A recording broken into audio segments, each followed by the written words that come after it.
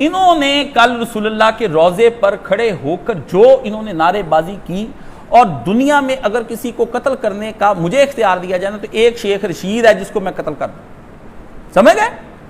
بدبخت نے پلاننگ کی، وہاں سے صاحبزادہ جہانگیر چلا، اس نے گنڈے ہائر کیے، وہ رسول اللہ کے روضے پہ تماشا لگایا اور چور چور کے نعرے، 70 اب اریسٹ ہو گئے، 60,000 ریال، 5 سال کی قید اور ہمیشہ کے لیے خروج لگا دیا انہوں نے۔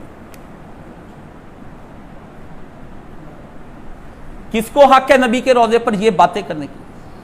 لوگ مجھے کہتے ہیں حرام خورو پی ٹی آئی والو، مجھے مانو اپنا راہبر جس نے 2013 میں کہہ دیا تھا کہ تم کنجر خانہ یہ کرنے جا رہے ہو، جب میں نے پہلی دفعہ مینا کے اندر کی ویڈیو دکھائی آئی تھی کہ اس میں تحریک انصاف کے پرچم یہ لہرا رہے ہیں۔ آج وہ کبھی وہ رسول اللہ کو معاذ اللہ ذلیل کا لفظ استعمال کرتا ہے، کبھی کہتا ہے میں پیغمبر کی طرح میری دعوت لے کر جاؤ، وہ ہو گیا ہلکا کتا پاگل، سمجھ گئے؟ 4 سال میں کچھ نہیں کر سکا، تم نے اب کیا کرنا ہے؟ چور چور کہہ کر کوئی مجھے بتائے کہ آپ میں سے عوام میں سے کسی کے پاس اس کے چور ہونے کا ثبوت ہے؟ عدالتیں بتا رہی ہیں نا، میڈیا ہی بتا رہا ہے نا، نیب بھی بتا رہی، وہ جن کی اپنی ساری آڈیوز ویڈیوز نکلی ہوئی ہیں کہ جج بکے ہوئے ہیں، نیب بکا، سب وہ آپ کے پاس نہیں ہے۔ وہ ان کو گالیاں، یہی کام نواز شریف لوگ کرتے تھے زرداری کے بارے میں، وہ بھٹو، وہ یہ سب ایک چین چلی آ رہی۔ ان 2 ناموں کو سیاست میں نہ گھسیٹیں۔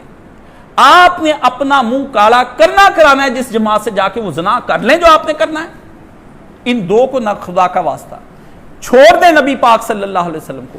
حضور کے روضے پر جو آوازیں بلند ہوئی ہیں، اللہ اللہ اکبر کبیرہ، آپ کو اگر وہ میں پڑھ کر سناؤں آپ کو پتہ چل جائے کہ نبی کریم صلی اللہ علیہ وسلم کے روضے پر ہوا کیا ہے، آپ ذرا سن لیں۔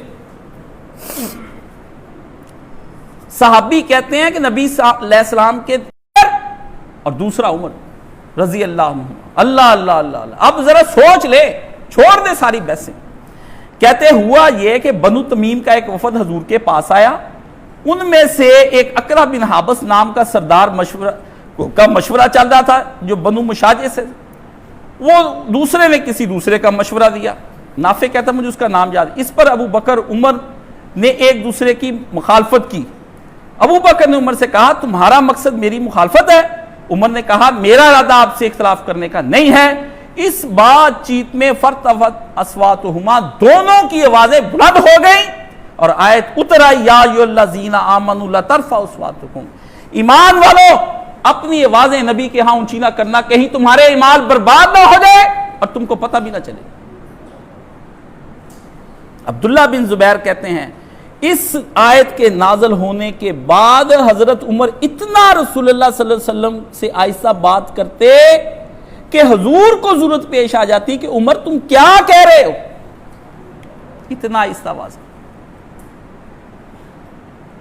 اور ثابت بن قیس کو حضور نے پوچھا یہ کہاں ہے، مجلس میں نہیں آتا، کہا یا رسول اللہ وہ تو اپنے گھر میں ہے۔ گھر گئے، پوچھا کیا حال ہے، کہنے لگا میں برباد ہو گیا، میری قدرتی طور پر آواز اونچی ہے، میں رسول اللہ کی مجلس میں بیٹھتا ہوں، میرے تو مال ضائع ہو گیا، اور وہ رونے لگا۔ اللہ کے نبی علیہ الصلوۃ والسلام نے اور میں اہل دوزخ میں سے ہو جاؤں گا، تو وہ آدمی حضور کو آ کر بتایا ان کے بارے میں، آپ نے فرمایا نہیں اس کے پاس جاؤ، وہ جنت والوں میں سے ہے، کیونکہ اس کی آواز اللہ کی طرف سے قدرتی ہے، وہ اونچی آواز سے بات کرتا ہے، آہستہ آواز سے یہ اس سے جان بوجھ۔ یہ ہے حال۔